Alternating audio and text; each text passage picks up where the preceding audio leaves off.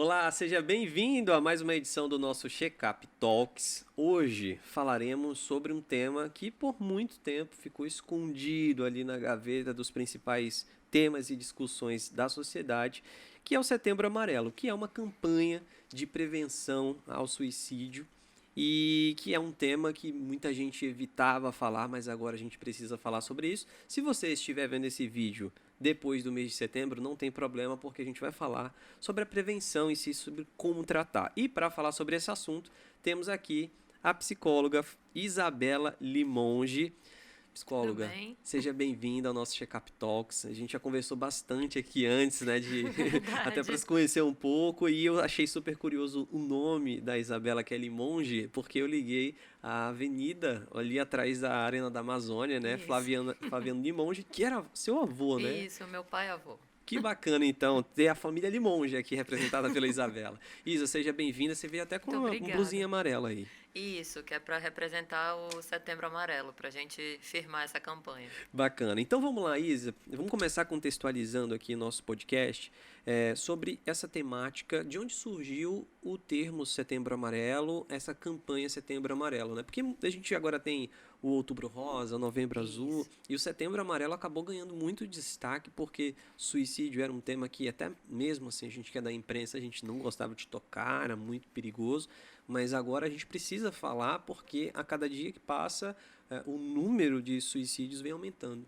Isso, então, essa campanha, né, do Setembro Amarelo, ela surgiu da Associação Brasileira de Psiquiatria, junto com o CRM, já tem alguns bons anos, mas nos últimos anos que ela ganhou mais força, né, de colocar em um mês específico, que nem o Outubro Rosa, o Novembro Azul, para que a gente pudesse fazer essa campanha pró-vida, né, uma campanha que conscientizasse, que fizesse uma psicoeducação na população, para que entendam, né, que depressão ela é uma doença, mas que ela tem tratamento, né, ela não é frescura, tirar esse estigma que a população ainda tem muito até hoje em dia, Uhum. né? Por mais que a gente já tenha passado por uma pandemia, nós vemos os números ainda são bem assustadores, é em média mais ou menos 38 suicídios no mundo por dia. Então é um número que pós-pandemia também vem aumentando e a gente precisa, além de conscientizar, trabalhar com uma palavrinha muito básica, mas que faz toda a diferença na vida das pessoas, que é a empatia. Uhum. Né? A empatia ela ajuda a salvar vidas, ela não só uma conversa. Aquela conversa ela pode estar salvando a vida de alguém. Eu peguei alguns números aqui, até para a gente se embasar, de 2020 no Brasil, que foi o período do início da pandemia, né? Os números subiram bastante. Nós tivemos uma média de 35 suicídios por dia, ou seja, um suicídio a cada 45 minutos aqui no nosso país. Quando a Isso. gente vai a nível mundo, a gente está falando de um suicídio a cada 40 segundos, né? Então são números extremamente alarmantes e o suicídio, a gente vai fazer uma engenharia reversa agora. Então, Ele é a ponta final, digamos, do iceberg, né? Ele é o resultado final exatamente. disso. Então vamos fazer o caminho contrário. O que acontece, o que gera essa morte? Está mais do que comprovado que o suicídio ele sempre está ligado aos transtornos mentais, né? Esse pensamento ele fica tão enrijecido, né? A pessoa só consegue ver o sofrimento na frente dela, né? Essas emoções estão adoecidas, os pensamentos estão adoecidos, ela começa a ter crenças disfuncionais e aí ela chega até o suicídio. Então, o que que causa tudo isso? A falta de informação, a falta de tratamento adequado, né? Porque, como a gente estava falando, ainda tem o estigma de que procurar um psicólogo ou psiquiatra é coisa de doido, é Uhum. coisa de gente que não é normal, né? E aí eu até devolvo essa afirmação com uma pergunta: mas o que é normal para você? Porque quando você vai no oftalmo, você vai no cardiologista, né, num urologista, você vai resolver problemas específicos, né? E no psicólogo ou no psiquiatra, você vai cuidar de si, você vai cuidar das suas emoções, da sua saúde mental, que ela é tão importante quanto a física, Uhum. né? E uma sem a outra, elas têm que coexistir, né, Uhum. para que o ser humano fique bem 100%. Então, é daí que surge, né? O suicídio, como você falou, ele é a ponta do iceberg, mas ele começa ali com uma depressão que começa ali no início com uma distimia, enquanto você está conseguindo fazer suas atividades, mas aquele humor já permanece rebaixado, né? Ele já fica triste com uma frequência.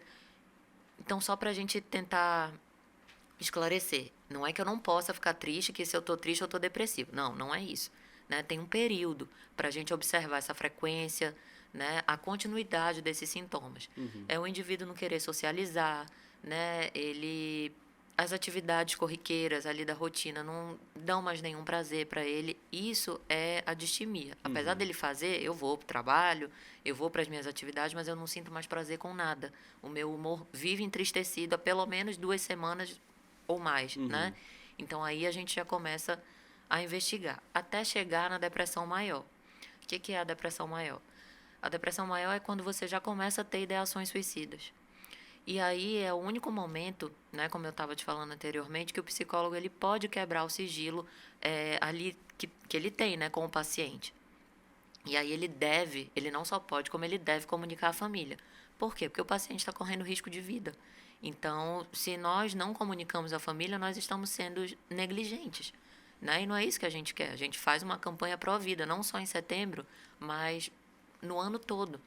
Né? O setembro é um mês para enfatizar mais isso. Mas essa campanha ela tem que ser trabalhada no ano todo. Em janeiro nós temos o Janeiro Branco também, que é para tratar da saúde mental. Então, tem que ser um tema que tem que estar sempre em debate, para as pessoas se lembrarem de que a gente também tem que dar atenção para essa saúde mental, para as doenças da psique. E é importante a gente destacar que às vezes a depressão ela não tem uma cara, porque a gente fala do humor, né, Exatamente. entristecido, mas às vezes a pessoa ela tá sorrindo. Eu até compartilhei com a Isabela antes da gente iniciar o podcast que uma vez eu estava numa uma roda de pessoas assim, um era amigo, outras pessoas desconhecidas, mas a gente estava socializando porque estávamos num bar.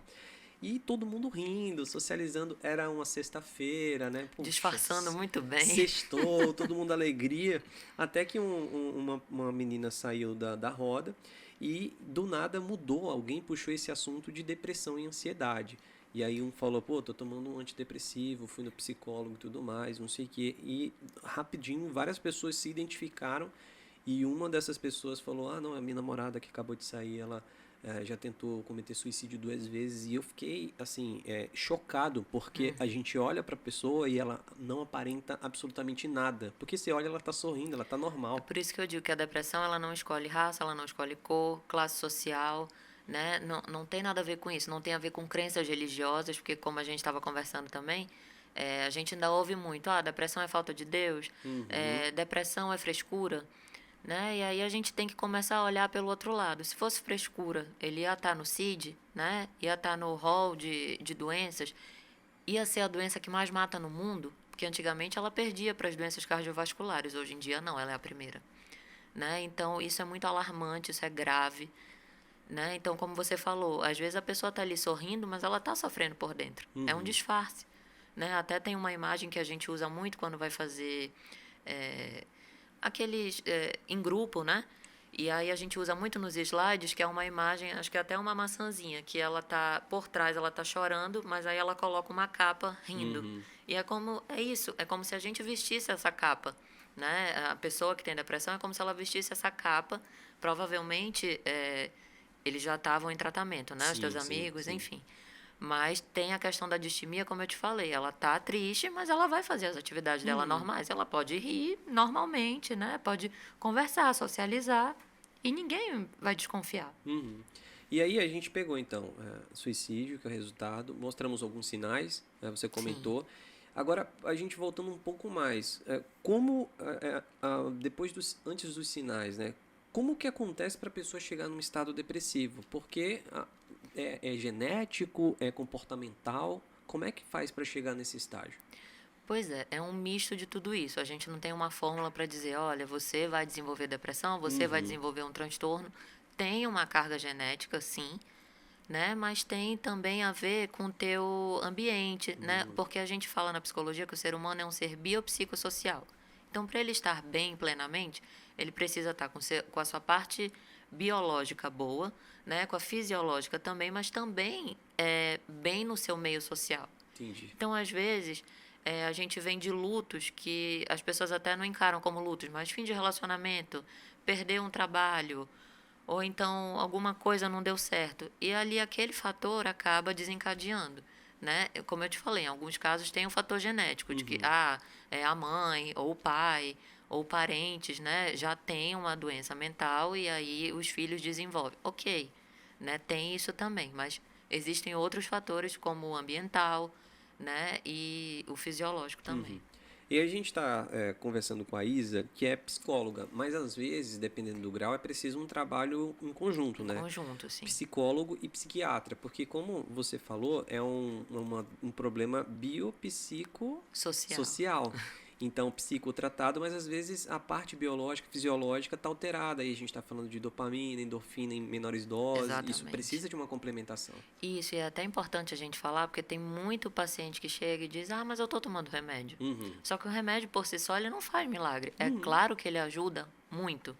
Só que ali, a psicoterapia, ela te trata semanalmente, né? Dependendo da linha que o psicólogo seguir, ele pode te ver até mais de uma vez por semana. Porque na psicanálise, às vezes a gente acompanha 2 vezes na semana. Não é a Uhum. linha que eu trabalho, né? Mas tem colegas que, às vezes, em alguns casos, acompanham até 2 vezes por semana, dependendo da gravidade. Então, o trabalho precisa ser em conjunto. A pessoa precisa entender que nem só o remédio, nem só a psicoterapia, num caso de depressão maior, por exemplo, que tem uma ideação suicida, ela precisa dos dois. No caso de um transtorno obsessivo compulsivo, né, que é o TOC, Uhum. mais popularmente E as chamado. pessoas acham toque é bonitinho. Ah, não, você tem toque. É uma doença, gente. Exatamente, não é mania, Não é né? mania. Porque as pessoas têm que entender que tem uma diferença entre mania e quando aquelas manias já chegam no nível que elas atrapalham a tua vida, elas Uhum. te causam sofrimento, né? Porque, por exemplo, quem tem toque, ela não consegue, eu só vou, sei lá, almoçar se o garfo estiver naquele lugar. Se o garfo não tiver, ela não come, né? Então começa, eu estou dando um exemplo bem, Não, mas é bem básico, bem mas ilustrativo. exatamente, porque olha o dano que está causando, Sim. né? Ele deixa de comer porque o garfo não estava ali. Então não é algo normal, não é bonitinho, é Uhum. grave. Né? E a gente precisa dar atenção, porque quando ele não tem tratamento, a tendência é ir piorando e agravando. E geralmente quem fala de depressão associa também ansiedade. Pode acontecer os dois? É comum? Pode, pode. É bem comum que eles venham em comorbidade, né? Uhum. Como a gente chama. Inclusive, pós-pandemia, isso ficou muito evidente. Né? Até lá no hospital, consultório, a gente teve muitos casos de depressão associada com ansiedade, síndrome do pânico, tentativas de suicídio recorrentes, né? De pessoas muito jovens, em decorrência do isolamento social. Ah, Isabela, mas você é contra o isolamento? Não, não estou falando isso.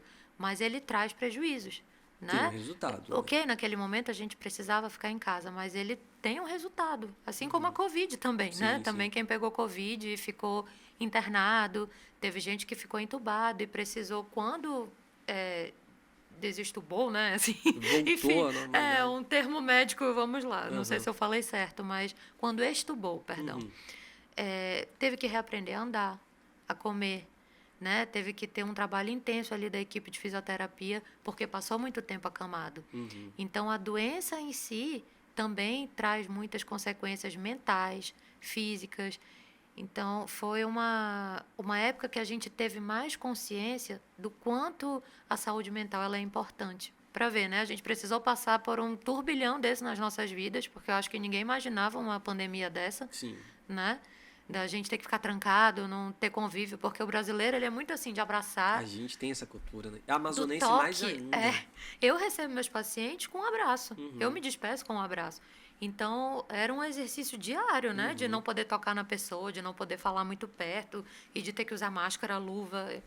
Enfim, é um trabalho mental diário. Eu digo que o trabalho psicológico ele é um trabalho de formiguinha. Uhum. A gente tem que ir trabalhando aquela cognição, aqueles pensamentos disfuncionais diariamente. Uhum. Né? Não é uma coisa que eu vou trabalhar uma vez e vai ficar tudo bem. Não. Eu preciso de um trabalho rotineiro, né, para que eu tenha resultados. Porque a função até do psicólogo clínico, vamos colocar aqui, vamos dar esse exemplo. Quando eu vou para uma terapia, não é para eu ficar lá 5, 10 anos. Né? O objetivo da terapia que você tenha essa autonomia para que você seja o seu próprio psicólogo, para que Uhum. você se conheça melhor. Esse autoconhecimento ele é fundamental para a gente ter manejos para tratar. Né? Como a gente estava falando, quando eu sei que eu tenho um TDA, um TDAH, quando eu sei que eu tenho doenças, quando eu sei que eu tenho doenças mentais, eu vou saber como lidar com isso. Quais os gatilhos que desenvolvem a minha ansiedade, por exemplo. Uhum. Porque aí eu vou conseguir lidar com isso de uma melhor forma. Não, e a Isabela citou esse exemplo do TDA e TDAH, porque eu compartilhei com ela aqui, né? Tenho 30 anos, passei 30 anos da minha vida sem saber que eu tinha diagnóstico de déficit de atenção. E depois que eu tive diagnóstico, minha vida mudou, porque imagina só, antes eu ficava muito ansioso porque eu procrastinava demais.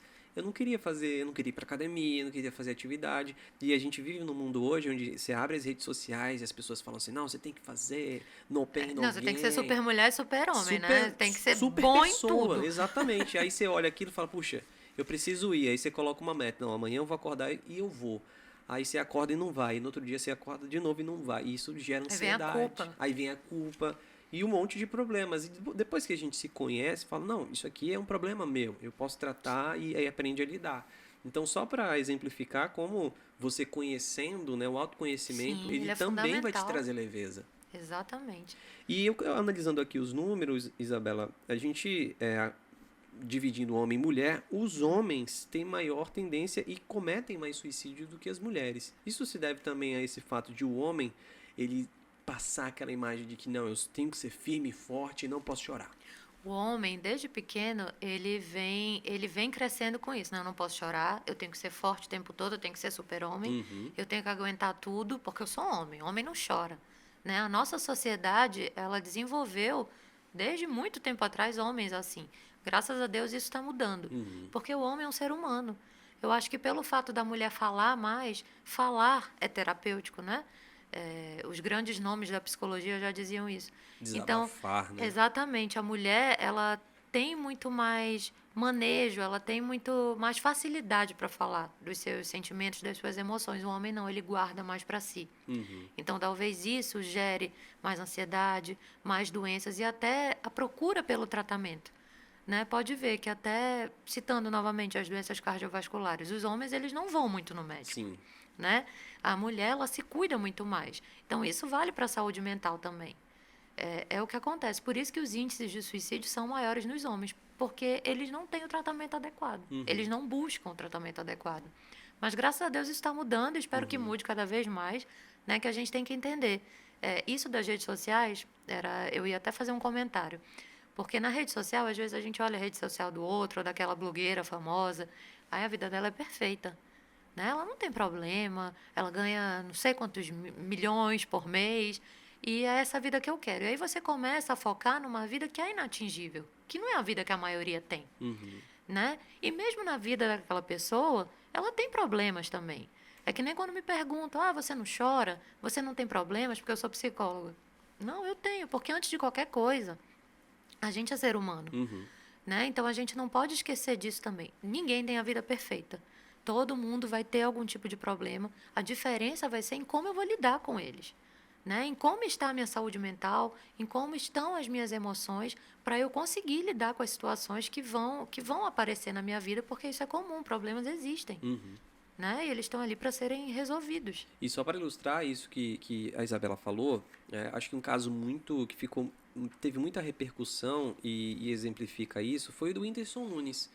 A gente olha para o Whindersson, é um cara bem-humorado, que Sim. faz todo mundo rir. Meu Deus, puxa vida, como é que um cara desse Que tem que tudo, tem como tudo, dizem, né? né? Tem dinheiro, tem fama, é bem querido, é engraçado. Quem diria que ele teria que pausar porque estava sofrendo de depressão? Então essa é a prova de que às vezes você está em busca de algo que nem é aquilo que você imagina, né? A gente tem muito essa coisa Exatamente. material, né?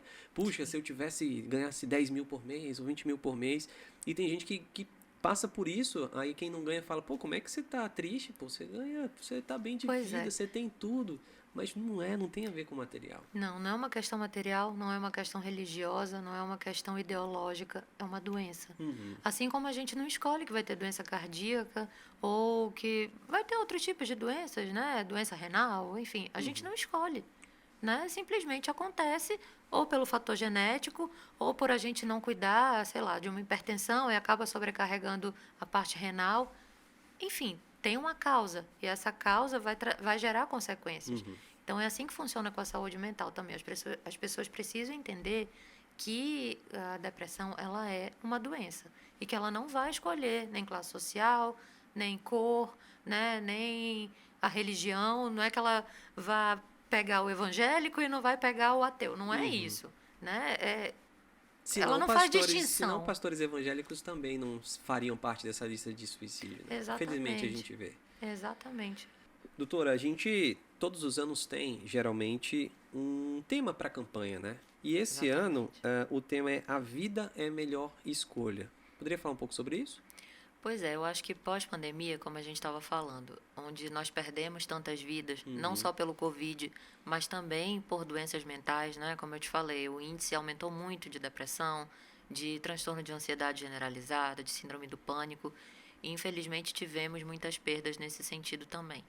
Então, tanto a Associação de Psiquiatria quanto o CRM optaram por esse tema agora que a gente está, vamos dizer, não que tenha acabado, que o Covid não acabou, Uhum. mas agora que a gente já está com as doses da vacina, né, que deu uma acalmada, a vida é sempre a melhor escolha. E, inclusive, nós temos à nossa disposição, porque também tem muita gente que não procura tratamento, né? Eu já ouvi muito isso, não sei se você deve ter escutado Não tenho também. dinheiro para me tratar contra, né? Exatamente. Né? Então, é importante a gente frisar que na nossa cidade existem CAPSs das faculdades. Né? Ah, mas eu vou ser atendida por aluno? O aluno, ele é orientado por um supervisor. Uhum.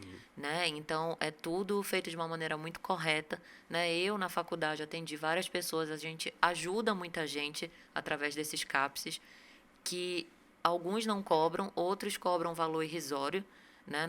Não sei dizer aqui o valor, mas parece que é em torno algo de R$ 10, Uhum. só um valor irrisório mesmo. E além disso, que a gente tem na nossa cidade, ah, mas eu não quero ir na minha cidade porque eu acho que vão falar da minha vida para os outros. Gente, isso não existe, tá?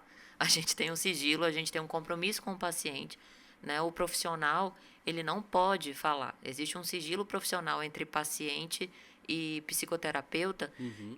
até para criar o vínculo, né? Como é que você vai ganhar confiança numa pessoa que você acha que vai sair falando da tua vida? É um profissional, tá? Quanto a isso, não se preocupem. Mas além disso, a gente tem o CVV, que é o Centro de Valorização à Vida, né? Que você ligando no número 188, você tem atendentes 24 horas por dia, 7 dias por semana, que vão te atender de uma forma gratuita. São voluntários que estão ali para te escutar. Então, eu tenho psicólogo, mas eu estou num momento de desespero 2 horas da manhã. E eu não consigo falar com a minha psicóloga, eu não quero incomodar, vamos dizer assim, Acontece. nesse período. Liga para o CVV. Pelo menos você vai ser escutado. Como eu já falei aqui, falar é terapêutico. Na dúvida se vai ou não ajudar, por que não tentar? Né? Pode te ajudar e pode salvar uma vida, É como eles já o salvaram milhares. 188. Isso, exatamente. Aí eles têm atendimento por e-mail, pelo chat ou pelo telefone. Explica pra gente um pouco como funciona o processo de atendimento no check-up, né? Como geralmente chegam, como é o histórico desses pacientes e quem quiser buscar ajuda também para ir com vocês. Pois é, no check-up a gente só atende os pacientes internados e os Uhum. nossos funcionários. Né? No início, logo que eu entrei no check-up, foi antes da pandemia, não tinha um atendimento para os funcionários.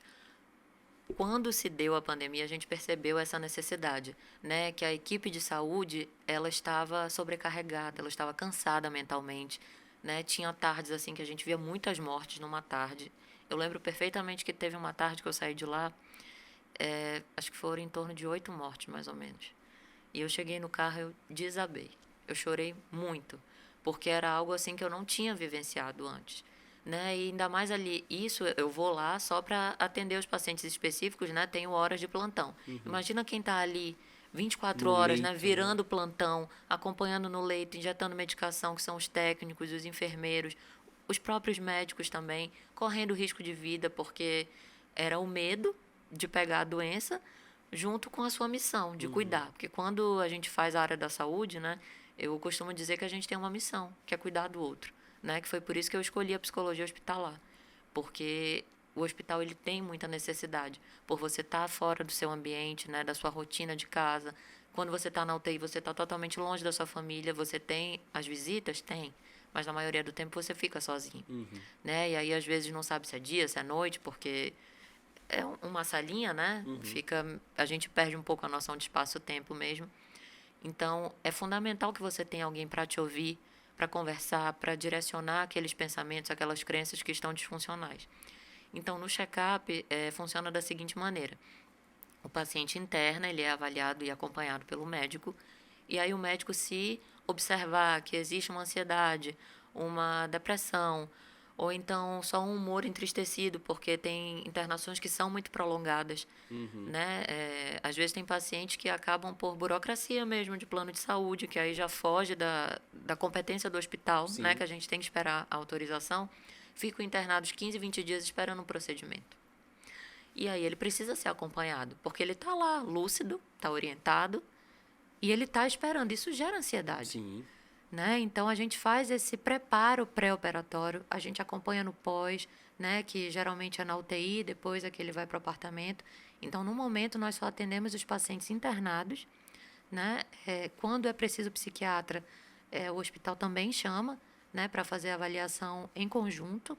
Né? Como eu te falei, já tivemos casos de tentativas de suicídio, que aí eu atendo, ou a Esther, que trabalha comigo, e aí a psiquiatra também é chamada, né, para poder atender essa demanda.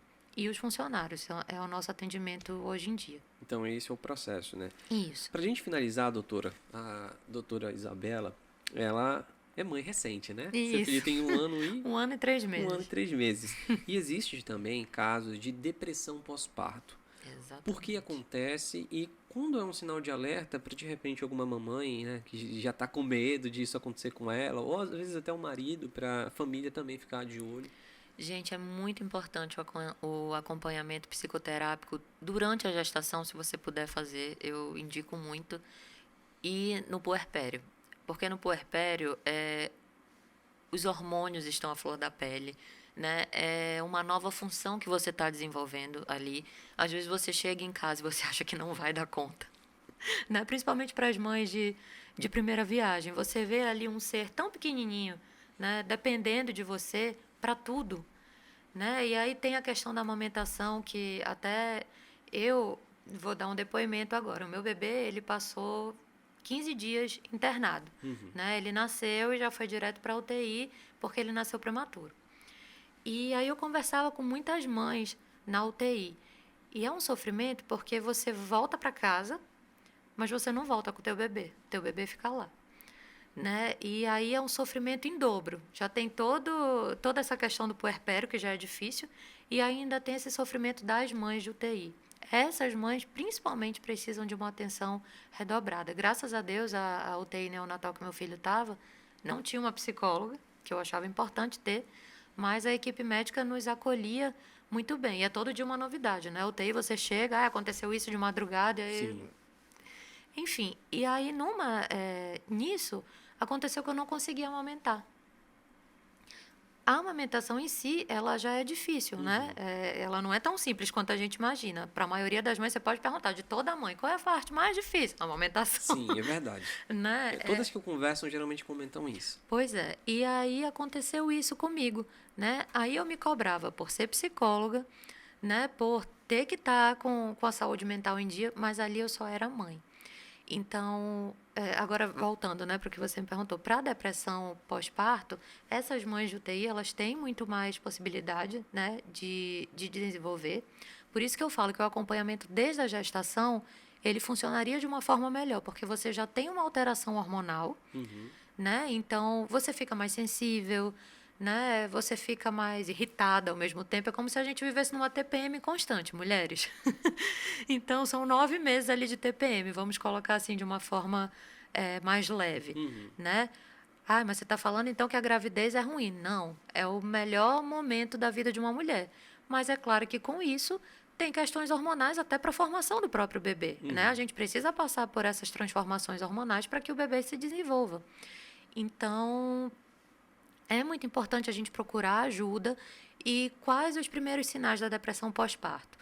Quando a mãe, por exemplo, ela não quer ficar muito perto do filho, né? Ela sempre está triste, ela rejeita um pouco aquele cuidado, porque logo que você vira mãe, você quer estar ali grudada, né, com ele 24 horas. Então, quando a mãe ela está nessa depressão pós-parto, esse humor ele fica muito rebaixado. Né? Essa mãe fica muito sensível e ela não consegue, é mais forte que ela. Não é, ela é uma péssima mãe? Não. Ela está passando por um momento difícil, ela não consegue dar esse cuidado básico para o bebê. Então, esses três podem ser sinais de alerta, né, que a rede de apoio é muito importante. A rede de apoio ela é fundamental durante esses primeiros anos do bebê, mas principalmente nesse pós-parto. É essa rede de apoio que geralmente percebe que a mulher está precisando de ajuda, porque ela mesma, por estar tão imersa ali naquelas emoções, ela não consegue se atentar para isso. Então, a rede de apoio, além de ajudar com a criança, ela tem que dar uma atenção para a mãe também, para aquela recém-mãe. Existe um recém-nascido, mas existe uma mãe recém-nascida É também. verdade. Então, a gente tem que dar atenção para os dois. E, mais uma vez, a gente fala em empatia. Né? Empatia com aquela mãe de primeira viagem que não sabe muitas coisas, ela está aprendendo.